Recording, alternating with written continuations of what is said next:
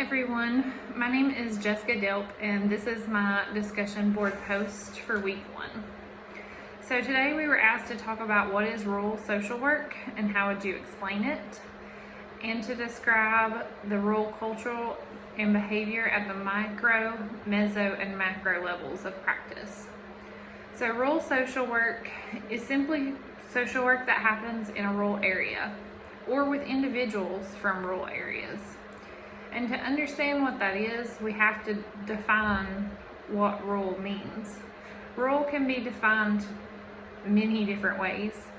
It can be based on the population size or the population density. It can be defined as the distance to the nearest urban center, or just how residents of the area view themselves, like if they view themselves as rural.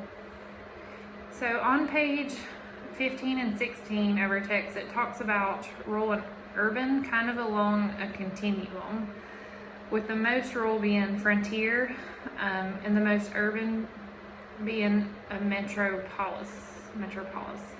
Even in urban areas, though, there are still rural populations, and these are people who view themselves as rural and have rural characteristics.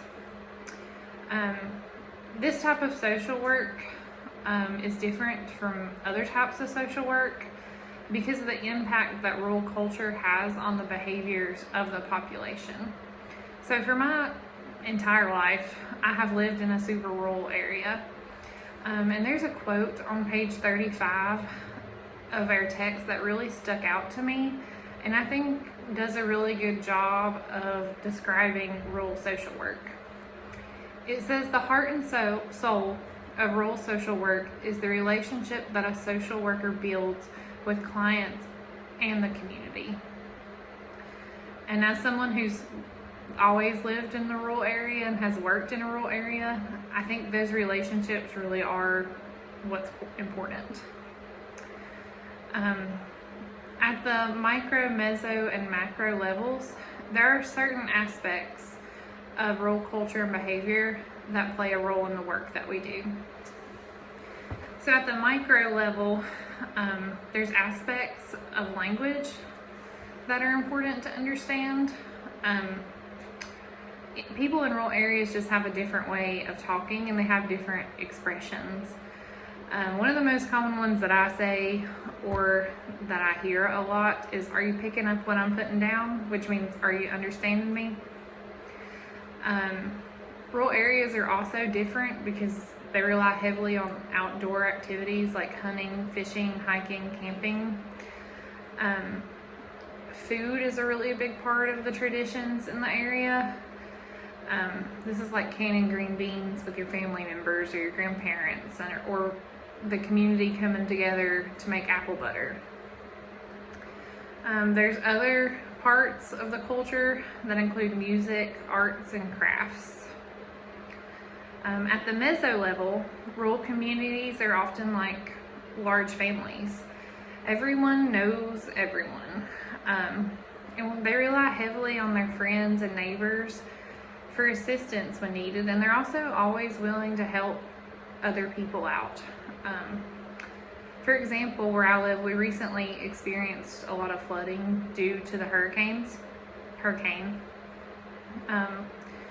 And a lot of neighbors shared generators, so nobody lost their food.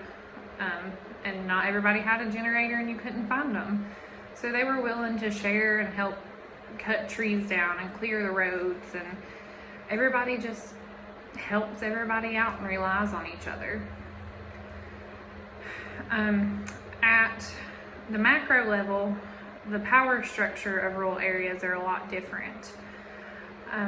There's formal positions within rural areas that this is people like mayors, judges, and council members who are all involved in the decision making.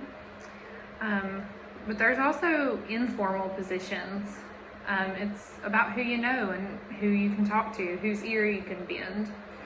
And these are people like business owners, prominent families, preachers, just members of the community who have a voice and they know who to talk to get things done.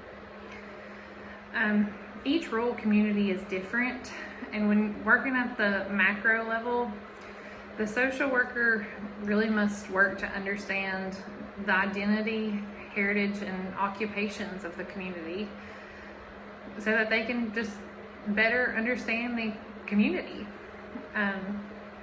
Thank you.